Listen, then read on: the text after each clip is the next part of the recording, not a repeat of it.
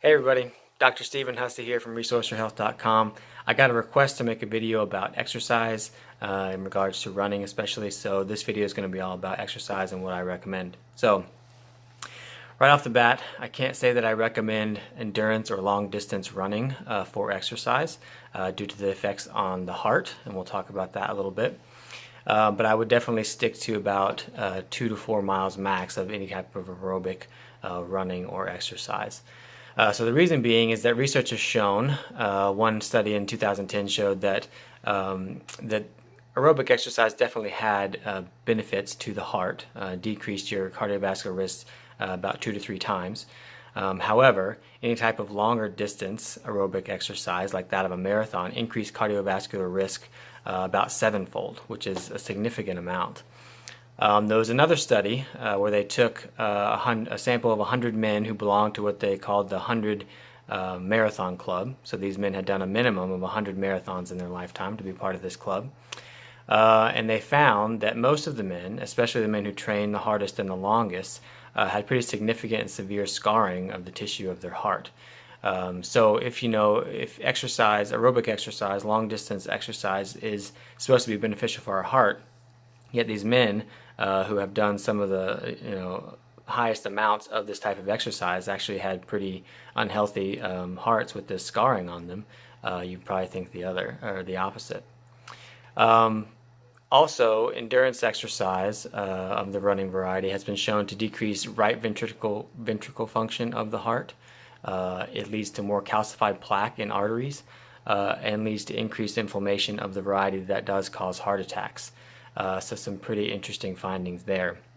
Now, I go more into this in my ebook, The Heart, Our Most Medically Misunderstood Organ, about why long distance exercising or marathoning may not be the best for our heart. So if you want the full explanation, you can go there. But otherwise, there are benefits to aerobic exercise as far as like running, but that's usually in shorter quantities, like I said, 2 to 4 miles. So some of those benefits are that you're smarter because it increases levels of brain-derived neurotropic factor. It makes you happier, releases endorphins and things like that. Makes you more creative, and also increases your lung capacity. So there are benefits. However, I don't know that those benefits outweigh the risk that you're putting on your heart when you're running longer distances, like marathons or half marathons, things like that. So if I don't recommend necessarily running long distances, what do I recommend? And so I recommend a combination of resistance exercise, high intensity interval training, and then lots of stretching. I think that's a huge component of our exercise routines that we're missing. So with resistance exercise, there's many benefits to that. It definitely increases strength, which is kind of a given. Resistance or weightlifting, that kind of thing, will do that. But it also has been shown to increase the ability of our brain to send signals to the rest of our body. So it increases the nerve signals, making them stronger and faster, which is very interesting. Resistance exercise also helps us detoxify. It's been shown to increase lymphatic drainage in our body by up to 600%, which is a ton. It also does make us happier. It also increases those endorphins. And also resistance exercise increases our bone density because of the resistance on our bones.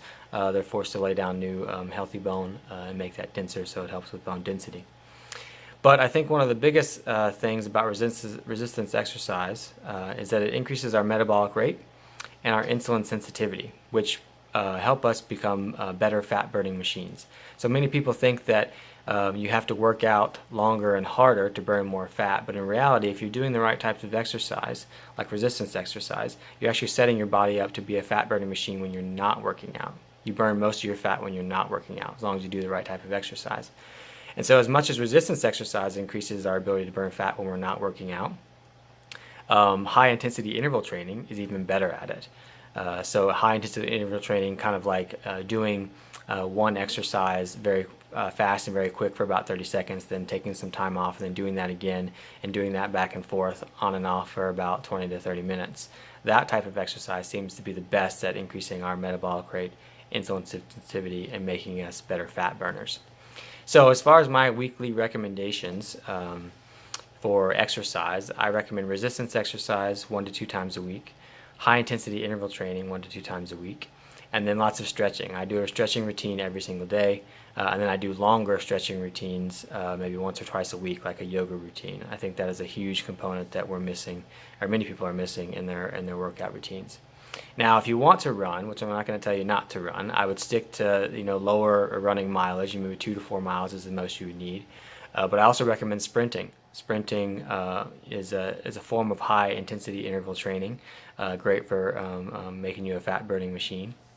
And then my personal preference is I like to play soccer. Soccer involves a lot of sprinting when the ball's in your area, and then taking some time off when the ball's not in your area, so you get that high intensity interval training there. So if you like exercise, or you know someone who likes exercise, please like and share this video so they can check it out. Otherwise, stay healthy out there.